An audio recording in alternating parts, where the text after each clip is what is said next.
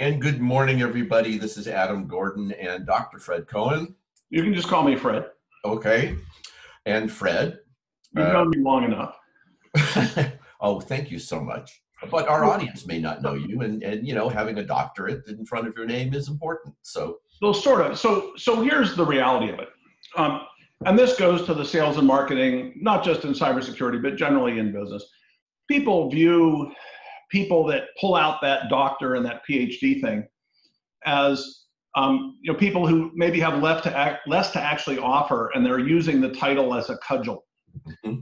And so I normally don't use it in a business context, but where I do use it is in a legal context. So what happens is, when you do expert witness work, which I do, then the standard for being an expert is your knowledge, skills, training, education, and experience.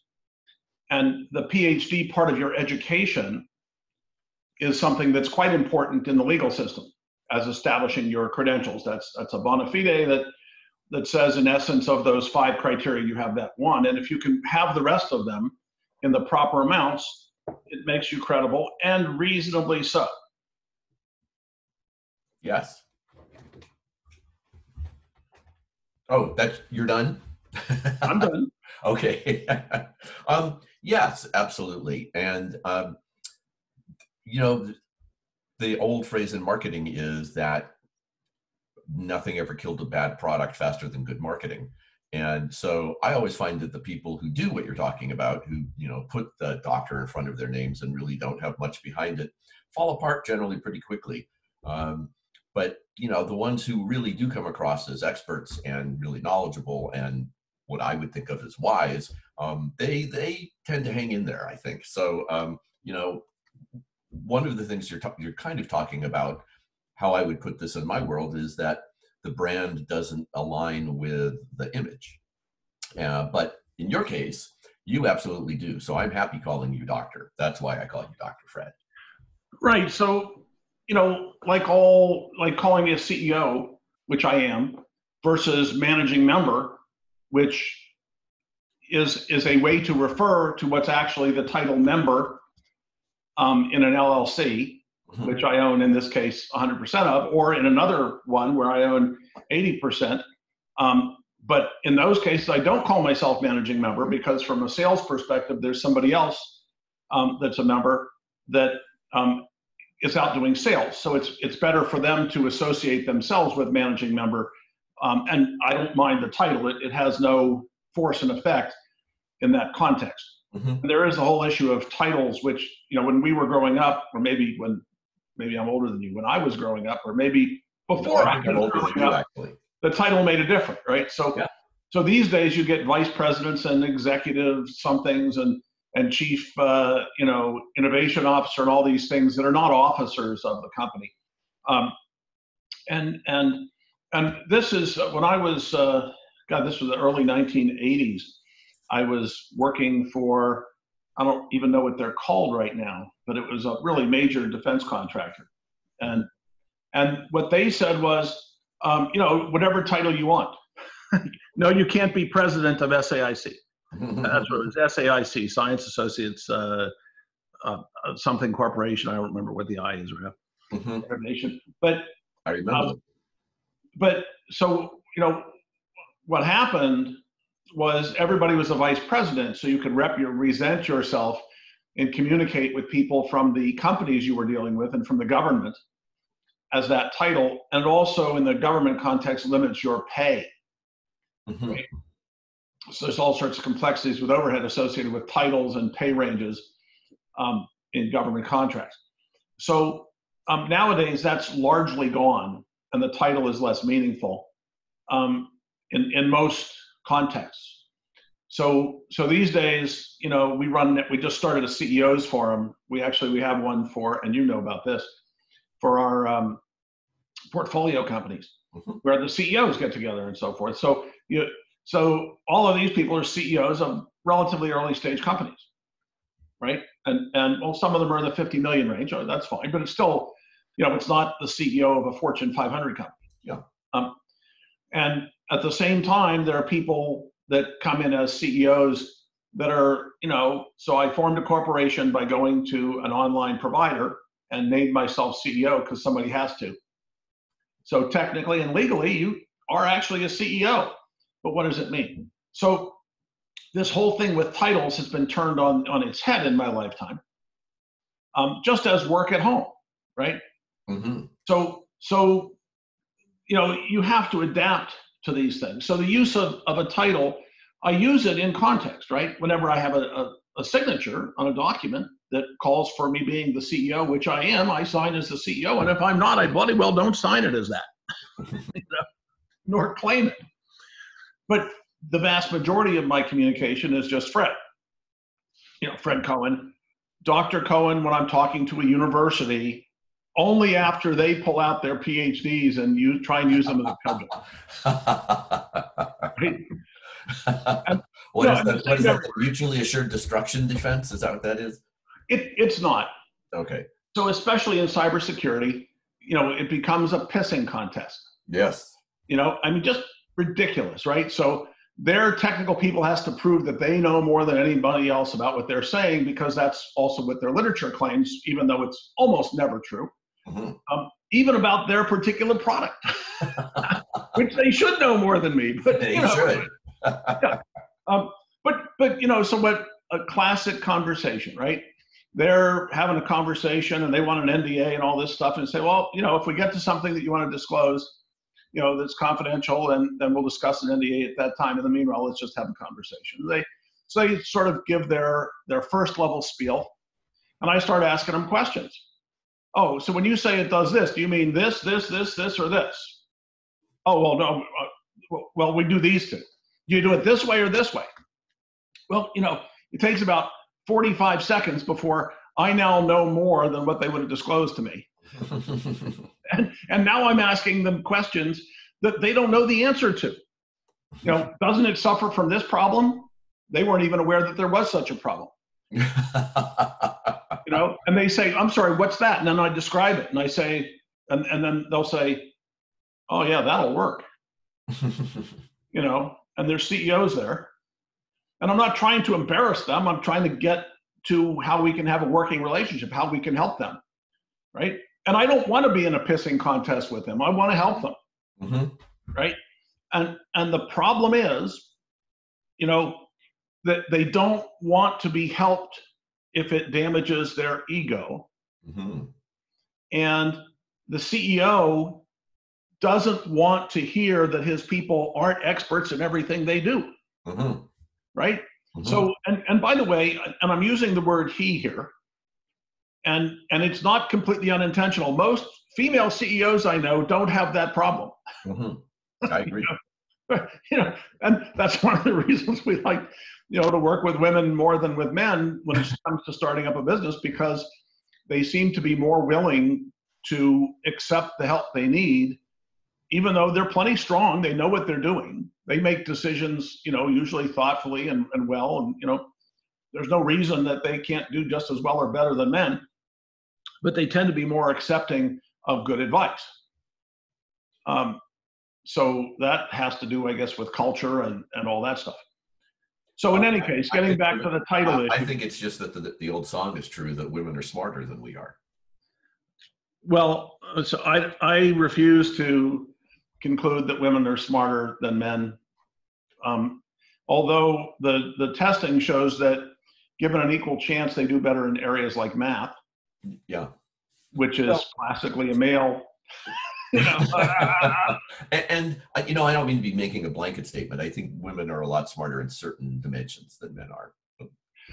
I think individuals, you need to treat individuals as individuals. Yes. But there is statistical support for some things, and among those things that, and my experience also backs it up, that women are less likely to try to prove that they know more than the people around them, and more likely to cooperate to try and produce something that's better.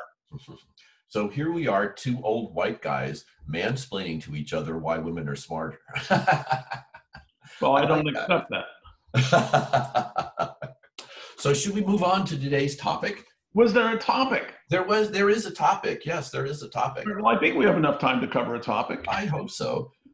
So as I do, I plot around the internet and hand people's websites, and I come up with some interesting stuff. And some of the stuff we've been talking about recently are about new ways that you could talk about cybersecurity, new ways that you could message cybersecurity. And I want to look at that a little bit, and I also want to go a little bit meta from there and take a look at kind of the overall, on a just a quick ongoing research that I do on an ongoing basis as part of OSG, is looking at what are the trends happening in the cybersecurity world, and how could we market to them? How could we help companies use those?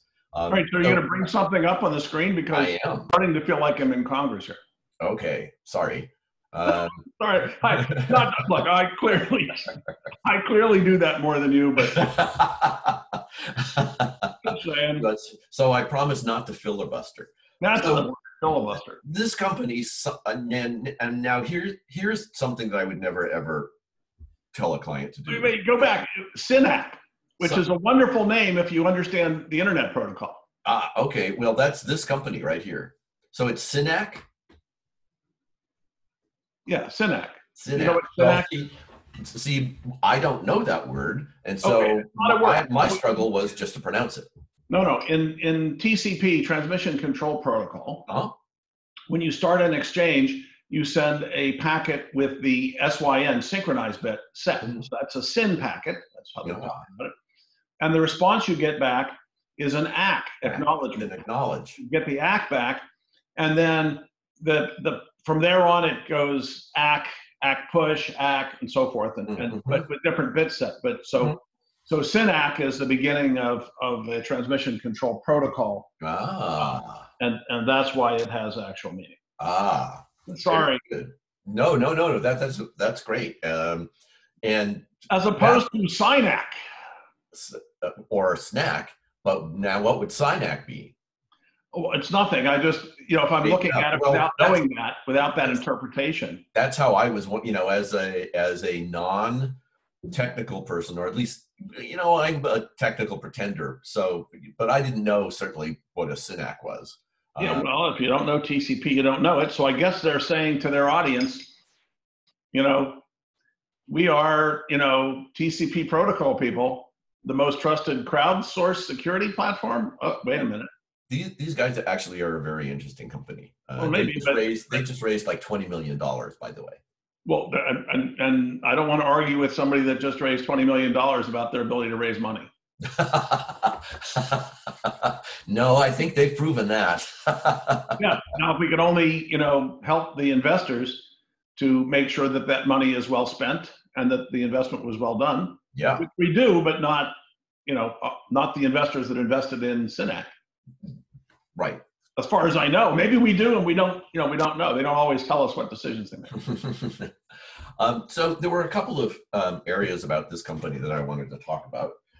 One is the way that they're messaging themselves. One of the things that you and I have been talking about, Fred, is what a shitty job most cybersecurity companies do about how they just market themselves. Is that usually the fear is the dominant emotion, and if you don't use them, the walls of Jericho will come down, and all of the invaders will take all your precious metals and women. And this is a lot different, and this is, I think, a much stronger mode of messaging, because this puts people in power. It says, you've got the ultimate weapon to fight back. That's what I want. I don't want to just sit around and hope I'm being protected. This is sort of, except.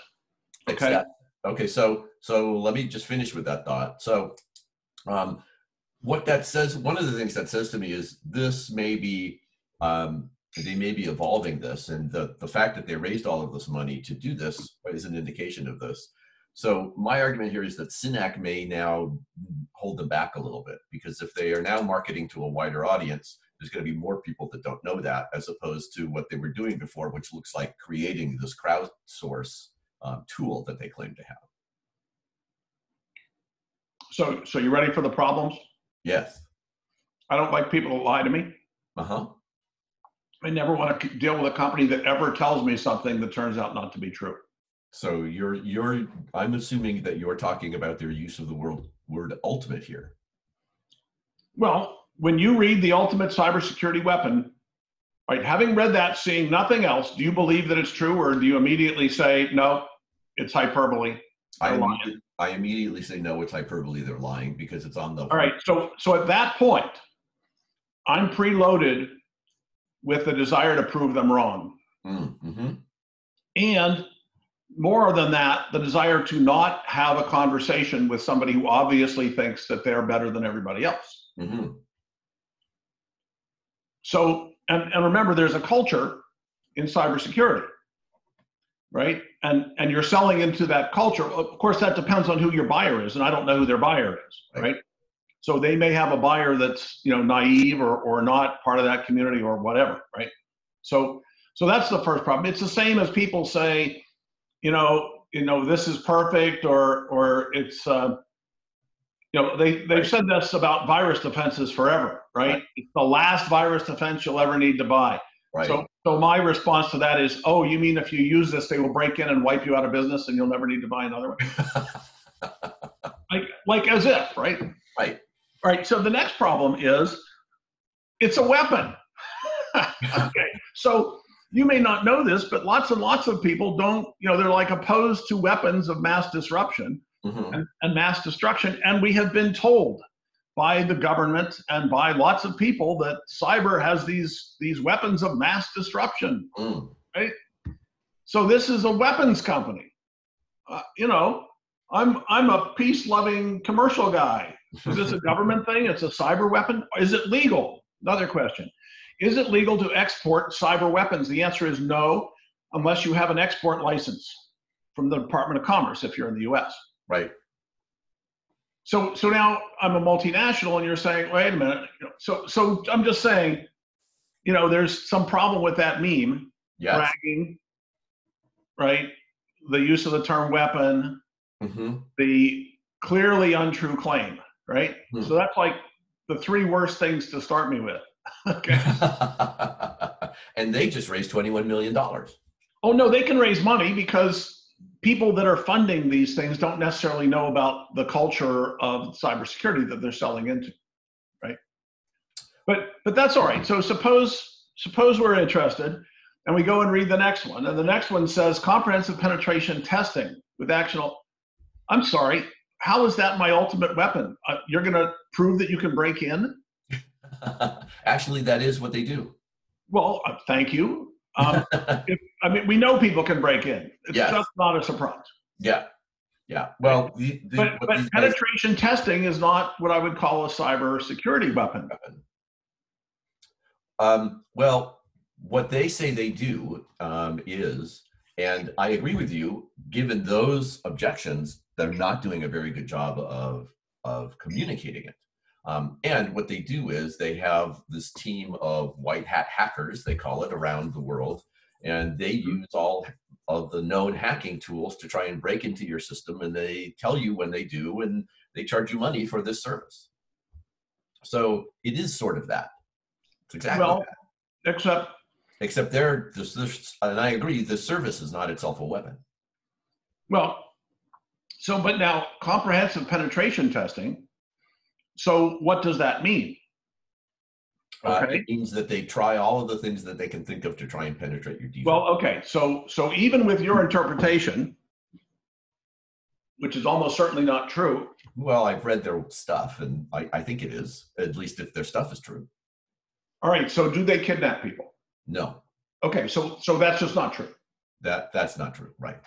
Yeah. Okay. So to be clear, the reality of people attacking systems is that there are cases where people were kidnapped in order to break into systems. There are cases where families were kidnapped and held at gunpoint.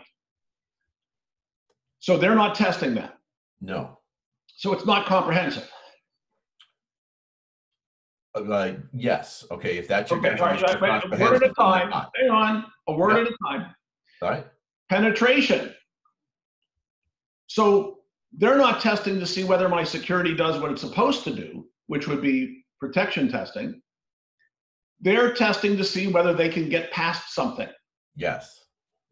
All right. So what that means is they're going to try to, if they're any good at it, find things that my protection is not supposed to protect, and because it's not supposed to do it, demonstrate that it doesn't do it, which is not only not helpful, it's actually the opposite of helpful, because anything like that they find now becomes something I officially knew about. And now the responsibility to protect and analyze and understand and decide to protect or decide not to protect it and take on additional liability. So they are inducing unnecessary liability on the company and making them then spend resources and money on things that may not be the most important thing to spend money on. So that's problem 2 with penetration testing as opposed to protection testing. Okay. And the actionable results. So do they do a comprehensive study to understand the decision-making process behind cybersecurity within the companies? I don't know. Almost certainly not. Almost certainly not. Not if they're in this business. So probably then, when they say actionable results, they mean something to the effect of, well, we found this known vulnerability, and here's the, the patch or Right. the whatever. Right. Right. So right. The problem is that all those actionable results are those things that you have to spend money on because they said so, or else suffer the liability consequences associated with not doing it. Right. Taking on the risk. Yeah. Well, not taking on liability. Yeah. Okay. Right. But not necessarily managing your risk effectively.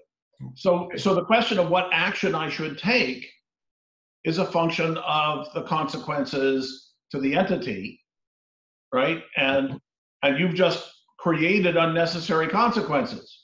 Right? So more problems, right? Then now continuous security. Okay, no, it's not continuous. Guaranteed they don't test everything all of the time, because if they did, they would disrupt the operations of almost any operational technology environment. These things have timing requirements they have to meet. And when you do these kinds of tests, you have to schedule them for downtimes, for example, and so forth. So continuous security scaled by the world's most skilled, bullshit, I'm sorry. So when they say they are the world's most skilled, okay, ethical hackers. So all sorts of problems there. One of them is when they say they're ethical, what is their ethics? What's their ethos here? Well, they test for that, actually. Oh yeah? How do they test to see that somebody doesn't change their mind? That's a different question. Okay. But I know they have at least an onboarding test for their hackers, and they do ongoing background checks. Right, and so they're claiming that they are the most skilled, the world's most skilled. They're more skilled than I am, but they don't know how skilled I am. How can they know? How do they know that the NSA doesn't have somebody better? Yeah. How do they know that the Russians don't have somebody better? The Chinese. Right? And then when you say ethical hackers, hacking is a broad spectrum. Right? So are they saying that they have a team of the world's leading experts in every aspect of hacking? I doubt it. And they say AI technology, clearly the most skilled can't be the most skilled AI technology, because technology technically doesn't have skills, right? So they have a whole bunch of most skilled ethical hackers and some AI technology, which I don't know even what that means. We are Synack, the most trusted. Bullshit, I'm sorry. How did you measure this trust? What is the metric? Can you show me the analytical results and the study that you did to show that that's true? Anytime you say the most, the least, the best, the first, the last, it's BS unless you can prove it. Okay, so there's Fred's detailed analysis of this messaging. My meta-analysis is still, I like the message. And I agree with Fred, there's details that need to be worked out here. And I think that this is a better message than the fear-stoked message that is so common in cybersecurity these days. And Fred, you said something that actually brings us to our next topic, which is wait, before you go there, yeah, I'm going to agree with you. Okay. That this is way better than a lot of the other stuff we've seen. Yes. But that does not constitute a recommendation.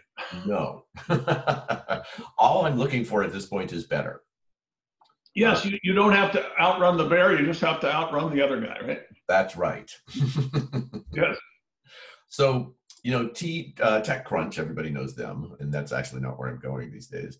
But one of the things we talked about last week is actually part of this article that is on TechCrunch, or sorry, CSO, which is one of the magazines I have found that I think is, relatively smart and intelligent.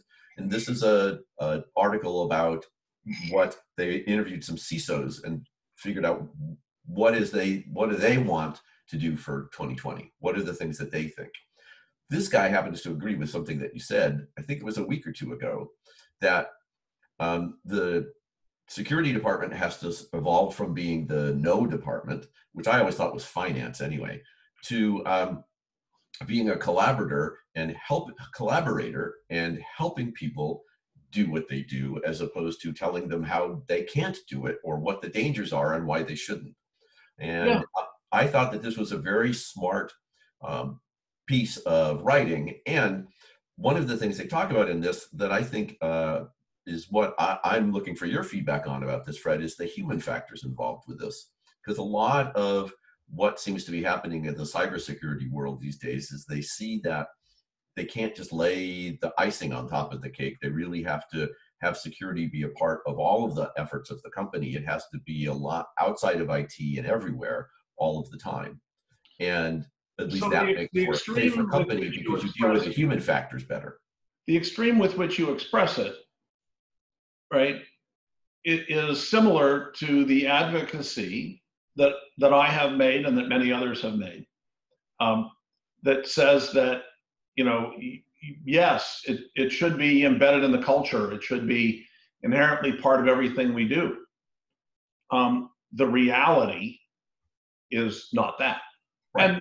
And there are lots of good reasons for that. One of them being that, the people who are now, 12 years old aren't yet 50 years old.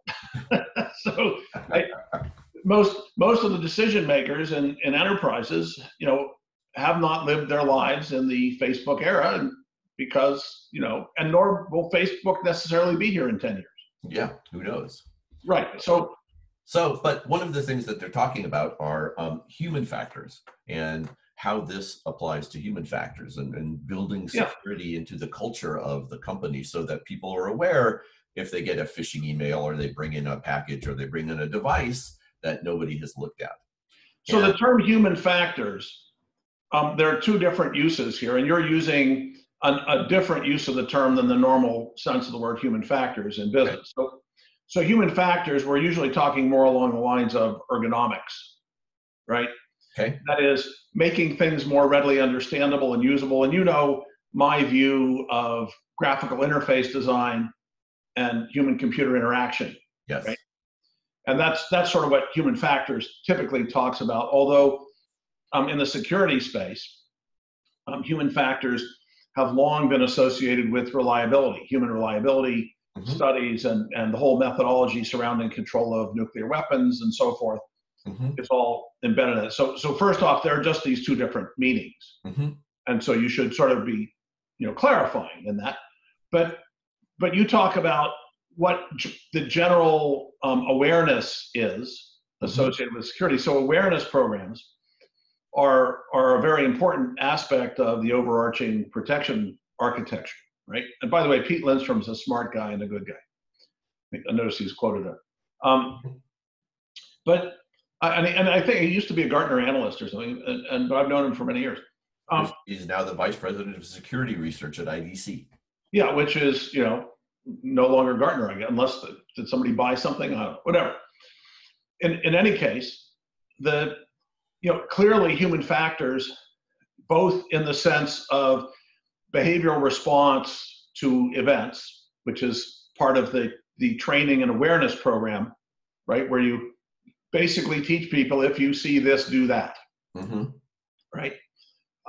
But then there's the ergonomic human factors about, for example, interruption, right? And our standards of practice talk about this, right? So most IT systems, information technology systems, interrupt users. So you're familiar with this thing where you're typing something in and a window pops up in the middle of your typing something into another window, and because you're not done typing, your fingers are still moving, you hit an enter button somewhere, and all of a sudden that window disappears, and you just authorized something you don't even know what it was, and the thing you were typing into didn't get the right information, and now it probably has something wrong too. It's like you've created two errors through the interruption process, right? Right. So that's a lot of the human factors too, and security is particularly bad at this, in that security keeps on interrupting people in the middle of other things they're doing, and very often to tell them things that are not useful. I'll give you an example. Any window that pops up that the only thing you can do is close the window, there's not even a decision to be made. So I'm sorry, but all you've succeeded in doing is interrupting me. Yes. Congratulations. Am I going to read that message? Maybe. What does the message say? The message probably says, 4 to 73 words that are completely unfathomable except to the person who wrote the code. And 2 weeks later, they don't even know what it means. Well, these guys were more talking about how important it is for cybersecurity companies to be able to fill the need that they have to educate their staffs and educate their colleagues and fellow employees. Hang on. Education is not the same as training. No, I understand. So there should be a knowledge program. Okay, whatever program it is that allows people to increase awareness. Well, no. So there is also a need for there's a set of knowledge requirements to work in a company, right? Right. So training is about people who, when they, if you see this, do that. It's a behavioral thing. You need to train people on the behaviors, what they're supposed to do under different circumstances so they can do their job, right? Okay. And that's at the muscle memory if you're driving a car level or a plane or what have you, and it's at different levels of cognition. But it's a stimulus response thing. Then, so that's a training. And now awareness is usually put together with training, and the awareness is, if you can't see it, how can you do it? Right? You need to know what you're looking for. But awareness programs are also very often used in the broader sense of understanding the corporate approach, or understanding why things are important. And the most effective programs I've seen are the ones that teach people, they make them aware of things that affect them at home. Mm. So it becomes personal, and they tell their family about it. It becomes a social meme to be thinking about and understanding those issues. That's awareness. However, there's also job-specific knowledge, right, which gets into the educational realm for cybersecurity and any other knowledge worker, right? So if you're going to be running intrusion and anomaly detection in today's world, you need to know more than just training. It's not I see this, I do that. You actually need to understand, for example, Synack and why they are what they are and how they work and what's unusual when you see them in some circumstances. So that's a different part of the knowledge program. And you can think of it as the same as, you get to the engineering level. You have somebody that is authorized to make engineering decisions around a bridge or around a cybersecurity system, and they have to be a professional engineer. And that's a different kind of knowledge, and you need to keep those certificates up to date, right? So there are these different knowledge programs that are part of an effective, overall protection program or cybersecurity program. They're normally fused together with the HR process, right? Because if you don't have your certificate to run this machine up to date, you're not allowed to run that machine because it's a health and safety issue, right? And the same is true, or should be true, in the cybersecurity arena, right? And it looks like more and more CISOs, at least according to IDC, are moving in that direction this year. And so it's one of the areas that we're focusing on at OSG to help our clients grow, because that's a good growth opportunity for a lot of different companies. Because for most companies that supply something into the cyber realm, in order for it to really be the most effective it can be, it's helpful if people know about it and know what to do with it. It's also part of the corporate requirement for insurance and liability protection and reducing costs and so forth. And it's good management practice. Exactly. What a concept. We have people that are qualified for the work they're doing. Hey, and that helps you, you know, have clients who are better protected. And that's what we're here for. Well, remember the integration into HR here, right? So it's Yep. part of your hiring practices, part of your operational continuity practices, part of your qualifications for jobs, part of your decision on salary and raises, right? And it gets integrated then into your identity management infrastructure so that when you assign somebody authority to do something technically within your environment, it should be checking back at the training requirements in the HR database and say, excuse me, you know, you can say they're authorized, but they can't actually do it. So they need to take this training before they do it, and they need it repeated every so often. So and that drives obviously into budget and other things. So a well-developed system has all this integrated as the company matures. And with that, I'm going to bring this session to a close. We're running up against 40 minutes, which is, as usual, twice our given 20-minute slot.